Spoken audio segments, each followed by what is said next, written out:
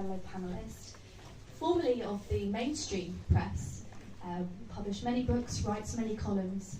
Journalist Peter Obourne to share your thoughts. Thank you, Peter. Thank you very much. Does everybody hear me in the back? Yeah. And Matt, were you apprehended at one point by the authorities? No, not yet. Not yet.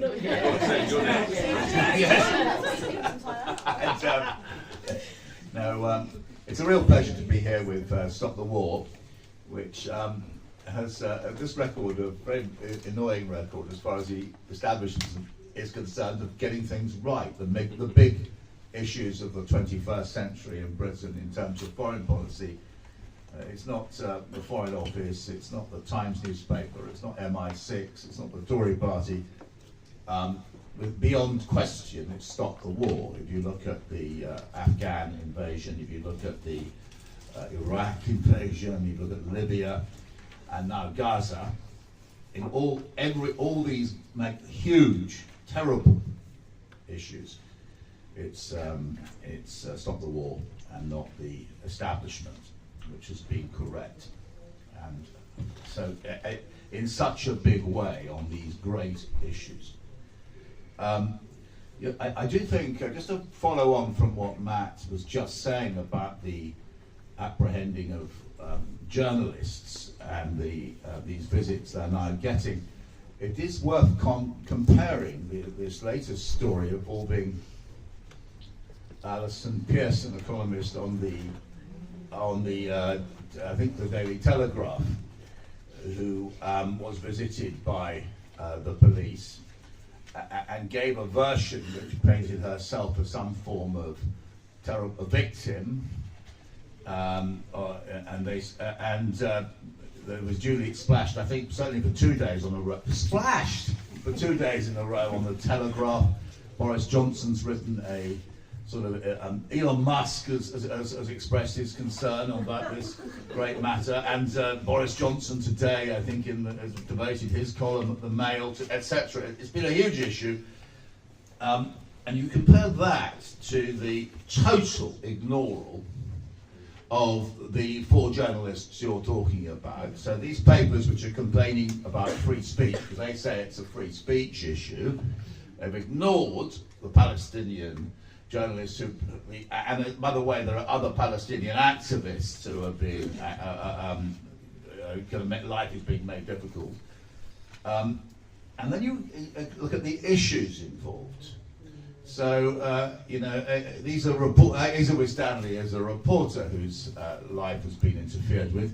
Now, if we are, I don't know exactly what it is that Alison Pearson wrote, but according to The Guardian, it sounds like it seems to be saying she was involved in some kind of smear, really, against Palestinians themselves, or marches, I think, peace marches. And so somebody, if this is true, because I haven't established... I can tell you what it is. It was a photo of some Pakistani protesters, and she called them all Jew haters because she thought they were Palestinian. Right. So that is held up as a great issue of free speech. And it's been splashed on a national paper and turned into a discussed on the Today programme, I think. Certainly I heard it being discussed on Radio 4. Subject of great columns, huge waves of sympathy, right, including from Elon Musk, I think I'm right in saying. On the other hand, zero, nothing at all. Total silence in the mainstream media, which claims to be interested in free speech. It is an incredible case study, this. I think. Now, I want to, in the next few minutes, just talk about, almost give a defence of the. I was a mainstream journalist, as you kindly pointed out, for an awfully long time. Matt was too, but he saw through the whole system much quicker than me. And I worked for the Mail, I worked for the Express, I worked for the Spectator as political correspondent, etc. Telegraph, you name it. Now, any Tory paper, there I was. And so what I do know So I know the system, and I know a lot of the journalists are still friends of mine. And so what I'm going to try and do, because I read very carefully what we're asked to talk about today, isn't whether the Western media colludes over Palestine, it's why. So we accept the proposition, and of course it is, and it was set out very, very well by Matt, the matter, the fact that the misreporting, the dehumanization. We all know what's going on. It's terrible for our trade. But why is it? Now, most of the journalists I know, and I work with, I dare say, unfortunately, for the best part of 40 years, are decent liberals. They're decent people. They do not think of themselves as supporting war crimes or atrocities. They really don't. They think they're decent human beings. And they will wake up in the morning and can look themselves in the mirror. Now, I'm going to give my explanation. There are several levels of explanation, but the first one, I think, is that when I was, shortly after October the 7th, I went to Jerusalem and went into a bookshop. And the man behind the counter said, a lot of Western journalists are coming in at the moment, and they're asking for books about Palestine. And he cited quite a well-known TV reporter who'd been, and she said, what should I be reading? And he gave her the latest Avi Schleim to look at, the latest Ilan Pape, the latest, and so on. And then he just showed her a primer, a sort of beginner's guide. And she chose the beginner's guide. That's what she went away with to read on the flight back. And actually, as he pointed out, she'd come into his store on the end of her trip to Palestine and Israel, not at the start. And I think this ignorance is, you don't know what the Nakba was, you don't know about the Balfour Declaration, you don't know what area A, B and C are in the West Bank. It's actually very different. The mechanisms of bureaucratic control, or as Matt rightly said, that the IDF lies, and you don't know that. You don't know they have a long, ignominious record of lying to the media. You're starting off in a very bad place. And to be fair, I think, for those foreign correspondents who do know the Middle East well, I think Jeremy Bowen, Lise Doucette, etc., do a reasonable job given their constraints. They do have constraints. I'm going to come on to that, but I do think they understand what's happening. I do think they understand the truth, that it's an occupation, not a conflict. There's all sorts of things which it takes you a long time. I was talking actually about this with the Jerusalem correspondent of one of the major papers who gets it, and he said that you have to be a reporter in Jerusalem, Tel Aviv, etc., for about a year before you work out what the system is and what it's like. You can't just turn up on the spot. Now the key thing is that this ignorance, particularly when it comes to domestic correspondents, they play a very, very big role, makes them incredibly vulnerable. Because they know that one mistake, one tiny mistake, misjudgment, and they're going to have the pro-Israel lobby on their back. There are going to be letters, complaints, and it's going to do them a lot of damage. If it's even a tiny mistake, it's going to be in the Jewish Chronicle. The BBC doesn't know what it's talking about. This happens all the time. And so basically, keep your head down. Don't go there. And it's a very natural thing. It took me a long time to understand how things worked.